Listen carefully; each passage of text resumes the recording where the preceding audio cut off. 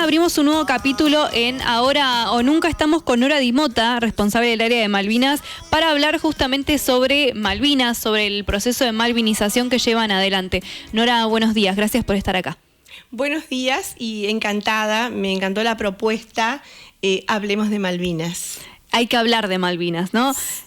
Hoy a la mañana hablábamos de el homenaje que se hizo a Carlos Mosto ayer y que es una de las acciones que se hace para malvinizar en la ciudad. Quiero que nos hable sobre cuál es la estrategia que tiene planteada el área para justamente poner en conversación el tema de Malvinas. Bueno, en realidad esta área nació con esta nueva gestión y el único objetivo o el mayor objetivo del área es malvinizar. Es decir, no es el área de los veteranos de guerra, no es el área de los familiares de caídos. Si bien acompañamos, asistimos, escuchamos propuestas, siempre estamos abiertos para la visita de cada uno de ellos. El objetivo principal del área es malvinizar la ciudad. Mi pensamiento es terminar este camino que inicié hace un año y pico atrás, viendo cómo la ciudad ya está malvinizada, ya entendió lo que es Malvinas. Y bueno, y una de las propuestas justamente, y de las más importantes, es rendir homenaje a nuestros héroes caídos. Como en este caso, que sucedió ayer, la ceremonia de Carlos Mosto tuvo una buena respuesta de parte de la ciudadanía, de parte de los colegios, de los alumnos, de los propios veteranos, ya que un compañero de ellos fue el que quedó en Malvinas custodiando nuestras tierras, nuestra soberanía, la familia, los compañeros de promoción, el municipio mismo que se hizo presente con sus funcionarios. A mí me parece que vamos por el camino correcto. ¿Por qué es importante hablar de Malvinas? Porque si nosotros no damos a conocer Malvinas, esto se pierde y podemos llegar a decir que las vidas que quedaron en las Islas Malvinas y en las aguas del Atlántico Sur fueron en vano. Entonces, necesitamos que la gente conozca la historia de Malvinas, porque te lo llevo a un ejemplo práctico. Nosotros amamos lo que conocemos. No podemos amar lo desconocido, no podemos amar lo ignorado. Nosotros conocemos y amamos. Y nosotros necesitamos que la gente ame Malvinas. Para poder amar Malvinas, su tierra, que es parte de nuestro país, necesitamos que la conozcan. Ayer publicamos un video donde se puede ver un fragmento y escuchar un fragmento de la última entrevista que le hicieron a Carlos Mosto. Uh-huh. Y lo comentábamos hoy temprano en la mañana. Es increíble que en una sociedad que por ahí está muy fragmentada haya consensos con respecto a ciertas cosas. Si lees los comentarios que tiene el video, son todos comentarios positivos y de reivindicación de la figura de quienes fueron a Malvinas. Yo creo que este es un logro gigante, ¿no? Y que es un tema en el que yo creo que la mayoría de los argentinos, o por lo menos de la sociedad de Gualeguaychú, reconoce y le da el lugar que se merece a nuestros héroes. Sí, nuestro país, nuestra provincia, nuestra ciudad puede tener muchas grietas en distintos campos, en distintas situaciones, pero Malvinas, yo siempre digo, es una causa nacional. Atraviesa todo. Atraviesa banderías políticas, atraviesa distintos, en lo religioso, distintas religiones, atraviesa todas las culturas. Cuando hablamos de Malvinas es como cuando sucede los mundiales de fútbol. Nos olvidamos de las diferencias, nos abrazamos todos y gritamos juntos el gol. Y cuando hablamos de Malvinas pasa lo mismo. Nos olvidamos de las diferencias, nos olvidamos de otras cuestiones que por ahí son significativas, pero ante la soberanía argentina, Malvinas trasciende todas las diferencias. ¿Qué te ha sorprendido en este año y medio que ya llevas al frente de esta área en cuanto al proceso de malvinización? La respuesta recibida. La respuesta de la ciudadanía, en especial de las escuelas, de los los alumnos, de los estudiantes, la respuesta de la gente cuando hacemos alguna propuesta o algún evento de Malvinas, no solamente en Gualeguaychú, sino en otras ciudades. Por ejemplo, cuando se organizó lo de la Maratón por Malvinas, no hace mucho, que fue el 13 de abril, recibimos gente de distintas partes del país que se inscribía, pero no por correr como competencia, sino por la causa misma. Y yo creo que eso es lo que me lleva a seguir adelante a veces, cuando uno dice, hoy ya está, ya logré lo que quería, pero faltan muchas cosas por hacer. ¿Qué es lo que falta hacer, Nora? ¿Qué es lo que falta lograr? Bueno, lo que estamos ahora en estos días, en estos tiempos, es tratando de organizar capacitaciones a docentes. No con esto vamos a decir que se necesita la capacitación porque el docente no sabe, sino simplemente porque a veces escuchamos la historia de Malvinas contada desde distintos lugares, desde distintos espacios y desde distintas miradas. La historia de Malvinas debe ser contada por sus protagonistas, por los que estuvieron allí. Y bueno, la idea es hacer capacitaciones docentes contándole bien que la historia de Malvinas no empieza en el 82, que la guerra de Malvinas no fue el origen de la historia de Malvinas, que la historia de Malvinas empieza con el descubrimiento de América mismo. Y bueno, y después hay toda una sucesión de hechos y de sucesos a través del tiempo, a través de la historia, que quién fue quien descubrió las Islas Malvinas, quiénes la tomaron, quiénes vivieron por primera vez allí, más todas las leyes, que por ahí eso lleva tiempo y es un poquito denso, ¿no? Tratarlo, pero es lo que a nosotros nos da las bases para después reconocer y exigir la soberanía de las islas como país. Así que bueno, lo que se viene en forma casi inmediata, te digo, o sea, a partir del año que viene tal vez, sea capacitaciones para docentes. Además, hay algunos términos, como hablábamos fuera de línea, que a veces al veterano de Malvinas o a los familiares de caídos, como en mi caso, duele un poquito, como por ejemplo escuchar cuando dicen los chicos de la guerra, y a veces se los dice desde el corazón, sí. por cariño, por reconocimiento, cuando en realidad al veterano de la guerra le choca porque, a ver, tuvieron la valentía de San Martín, de Belgrano, de Güemes, tuvieron todo el valor de hacerle frente a una potencia mundial, y lo hicieron con honor, lo hicieron con orgullo, dejaron su juventud, y unos cuantos, más de 600, dejaron su propia vida defendiendo la soberanía. Entonces, por ahí ese término chicos, como un ejemplo, ¿no? Tenemos que sacarlo de nuestro vocabulario diario.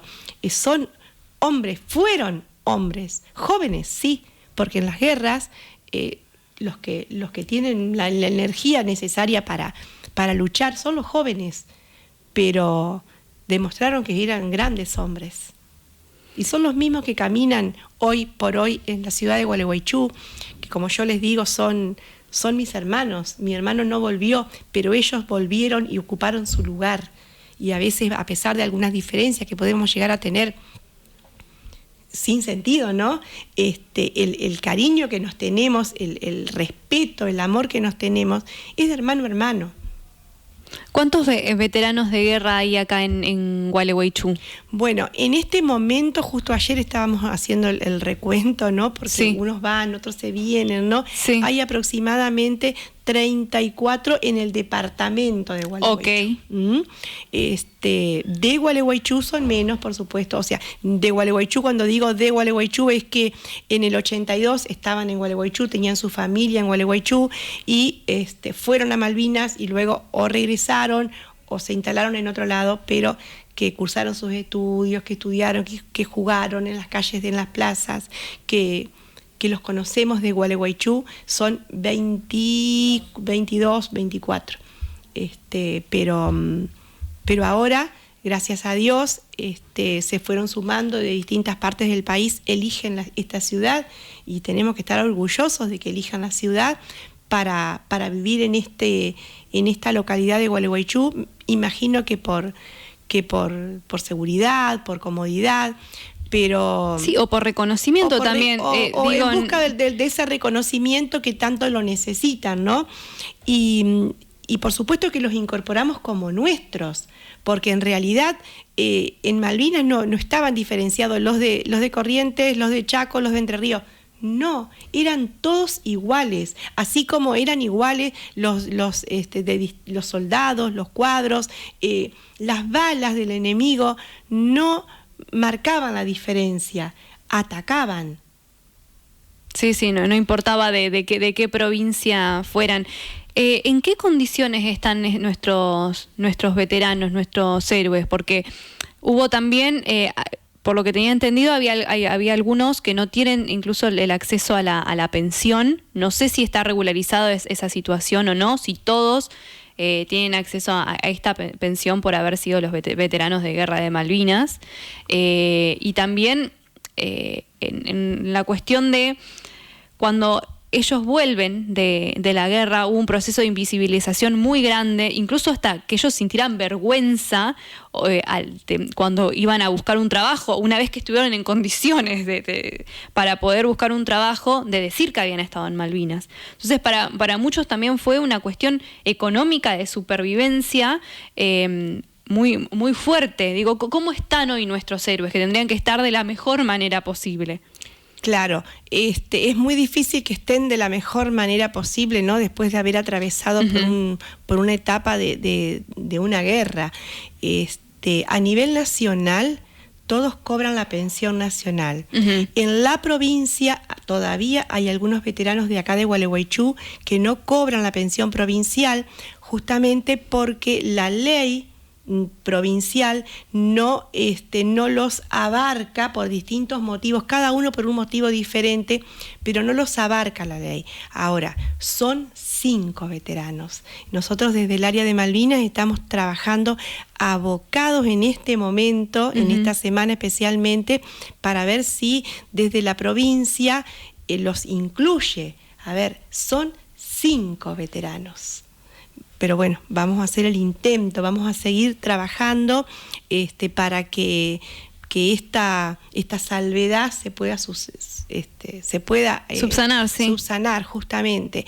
Y después, con respecto al periodo de desmalvinización, sí fue muy fuerte y reconocido por todos que fue esta desmalvinización que los silenció, que los hizo invisibles. Luego, poco a poco, con el trabajo de los centros de veteranos, de la Confederación Nacional, de la Federación Nacional, que son agrupaciones que fueron trabajando en conjunto con los gobiernos para emitir leyes a favor de... todo eso se fue superando poco a poco. Pero bueno, claro, todo depende, ¿no? Ahora en este momento, Gualeguaychú, por suerte, tenemos un gobierno que es bastante malvinero, entonces como que esto es positivo para los veteranos y para los familiares de caídos también. Si Dios quiere, vamos a seguir trabajando en ello, pero hay cosas que se suceden, como el periodo de la desmalvinización, que los marca y los marca para toda la vida. No es que porque ahora sí ya está todo solucionado. No, hay dolores, a veces hay palabras que no se deberían decir, hay acciones que no deberían haber sucedido, porque a ellos los marca y los marca para siempre. Lo mismo la invisibilidad de los familiares de caídos. Eso es una lucha que yo tomé como propia, tal vez porque sea familiar de caído, pero la tomé como propia dentro del área, por eso fue lo de la maratón. Los familiares de caído todavía seguimos siendo invisibles. Se nos omite en un montón de cosas que nadie se da cuenta, pero a nosotros nos duele. Cuando dice los veteranos de guerra, pero también quedaron los héroes en Malvinas, que son los que murieron, los que entregaron su vida por Malvinas. Ellos están silenciados porque no tienen voz para hablar. La voz de los que quedaron en Malvinas somos nosotros, los familiares. Y no todos tienen la posibilidad de expresarse, de hablar, de demostrar su dolor, su ausencia, o como en mi caso, el orgullo de ser la hermana de Dimota, o sé que Elsa opina igual que yo y ser orgullosa de ser la hermana de Carlos Mosto. Porque, bueno, por distintas razones hay lugares, rinconcitos del país en que los familiares son totalmente ignorados, no saben ni cómo viven, ni si necesitan algo. Yo hace unos años atrás estaba en la comisión de familiares y había un hermano de un héroe de Malvinas, un hermano de un héroe de Malvinas que vivía en situación de calle. Bueno, por suerte lo descubrimos, hablamos con el gobernador en la ciudad de Mercedes Corrientes, con el municipio de Mercedes Corrientes, y le levantaron una vivienda y fuimos a la inauguración de esa vivienda. Pero como esa situación a lo largo y ancho del país pueden seguir sucediendo, porque los familiares de caídos son los grandes invisibles todavía.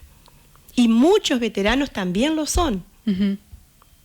Es interesante esto que mencionás de los familiares, porque la guerra no solo hizo mucho mal a quienes fueron y pusieron el cuerpo, sino también a quienes se quedaron y tenían a sus seres queridos allá. Y es verdad que es un tema que no se suele tratar tanto.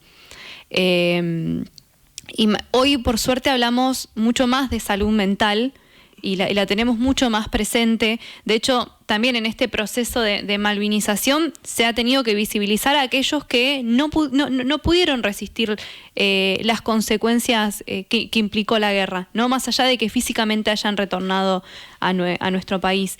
Y me parece que es un tema muy importante que tenemos que hablar. ¿Qué contención tienen los familiares y los veteranos en ese sentido? Bueno, los veteranos de Malvinas tienen su obra social, que es PAMI Veteranos, y con esa obra es una buena obra social que en lo referente a salud se los contiene.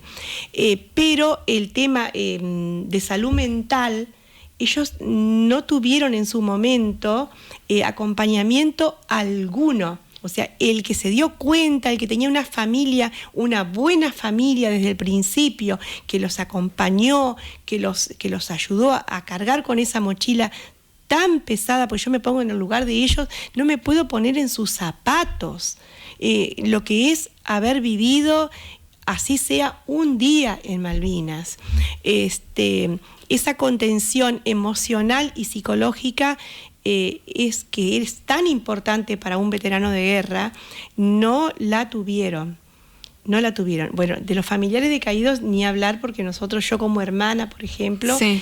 O mi hermana, o hablo por mí nada más, sí. Nosotros no, o sea, nada. Si nosotros no damos el pie inicial para decir necesito, no la tuvimos. En más, me animo a decir al aire también, porque estamos hablando, sí. Me siento cómoda, muy cómoda, cuando perdimos a mi hermano, sí. Nosotros estábamos con mi mamá. Mi mamá, yo digo siempre que es la madre de Malvinas, porque lo tomó con una fortaleza, su dolor obviamente fue muy fuerte, pero esa fortaleza que ella tenía, que se mantuvo de pie, que siguió adelante, el Estado la acompañó, porque recibió la misma pensión que los veteranos de guerra. Uh-huh. Las mamás y los papás, las esposas también, recibieron lo mismo, pero toda esa contención cayó sobre nuestros padres, que la necesitaban, y nosotros como hermanos tuvimos que también contener a esa mamá que se caía, sí. Y que sentía ese dolor desgarrante de perder un hijo, o como ella decía, entregué mi hijo a la patria, sí. ¿No? Entonces nosotros nos pusimos a justamente acompañar, y después de muchos años, ya cuando mi mamá ya no estaba más, cuando mi papá tampoco, nos dimos cuenta que nosotros como hermanos no tuvimos nada. Entonces tuvimos que ponernos de pie solos, sostenernos solos. Sí tuvimos la presencia del veterano, y eso lo digo con micrófono y se los agradezco al aire.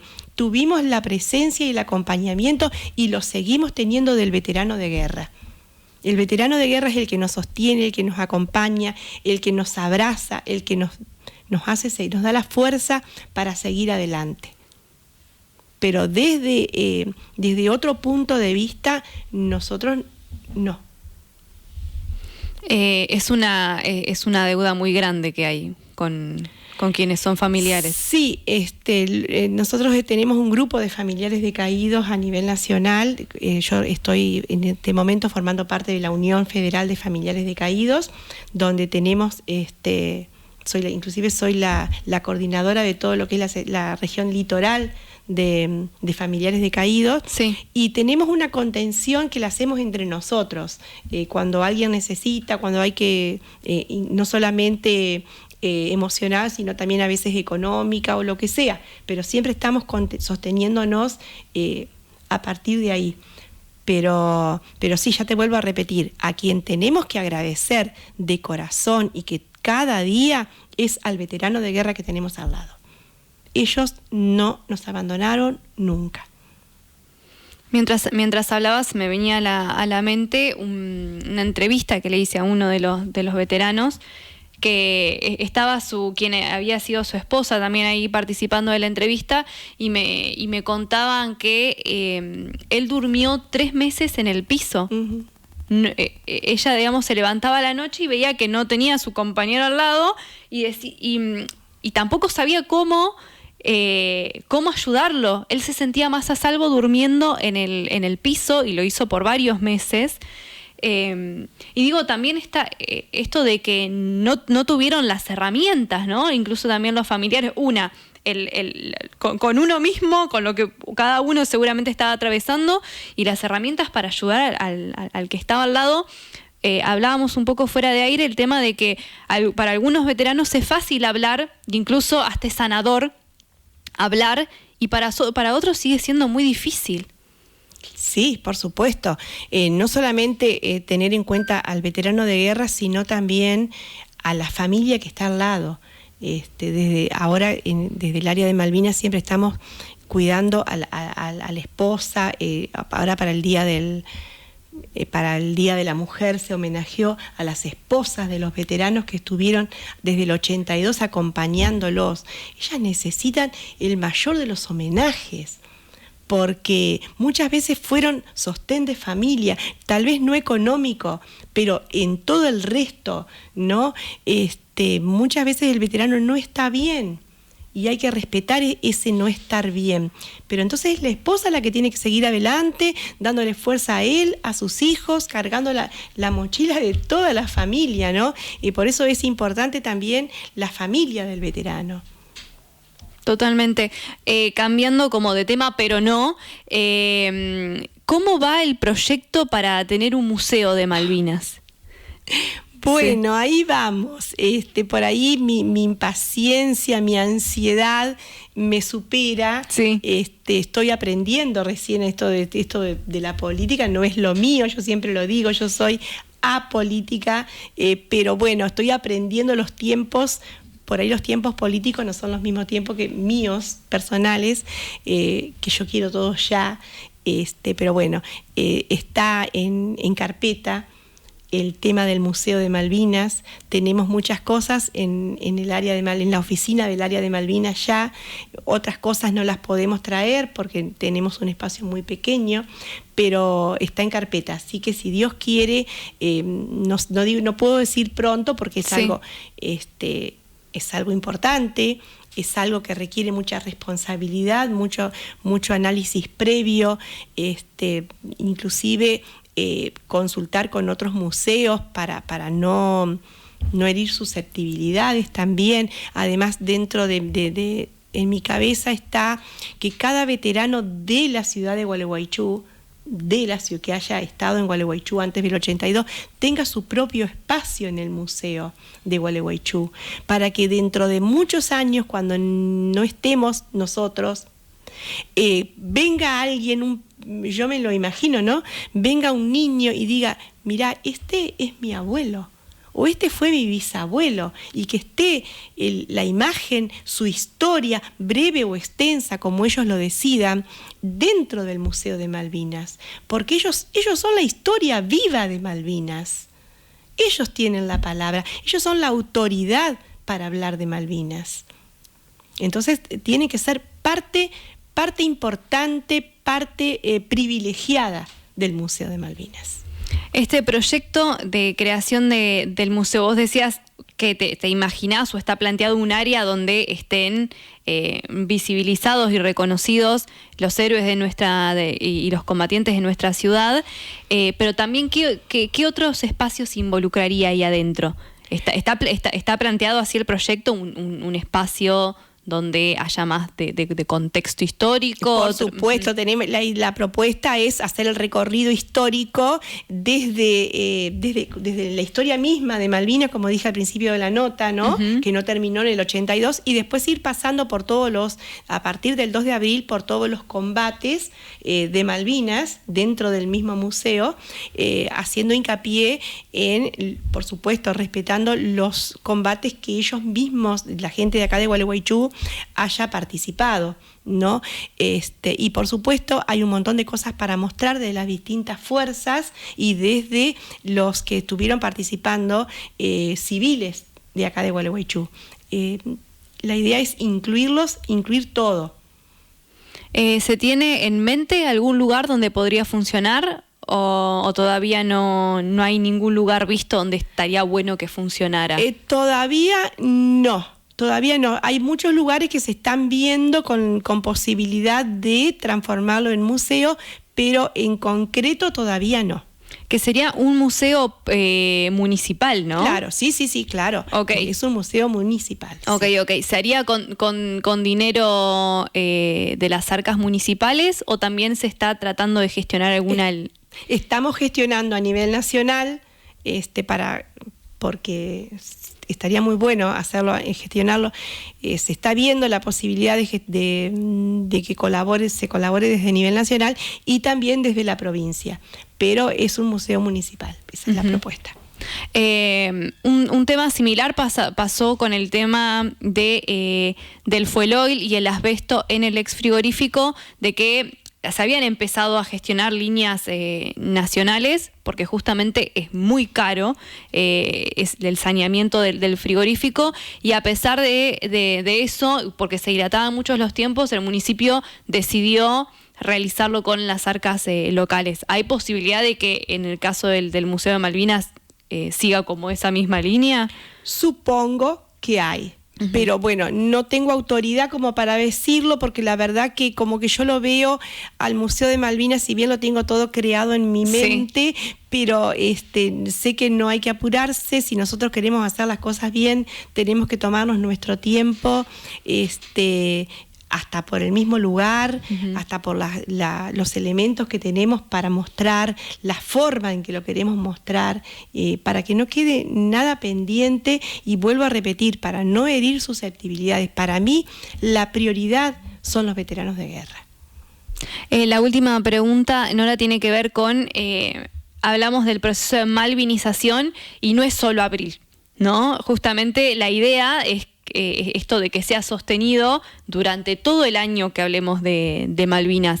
¿Qué actividades hay planteadas de acá a lo que resta del año con respecto a esto de malvinizar? Bueno, nosotros, por ejemplo, tenemos una serie de charlas que vamos a dar a las escuelas, que están extendidas a través de todo el año. No es que, al contrario, tratamos de evitar las charlas en abril, porque eso vuelve, como decía fuera del aire, a veces a nosotros como familiares, a los veteranos, todo este tiempo, desde el 2 de abril hasta el 14 de junio, es temporada alta. Entonces, a todos se les ocurre hablemos de Malvinas, pero ¿y en septiembre?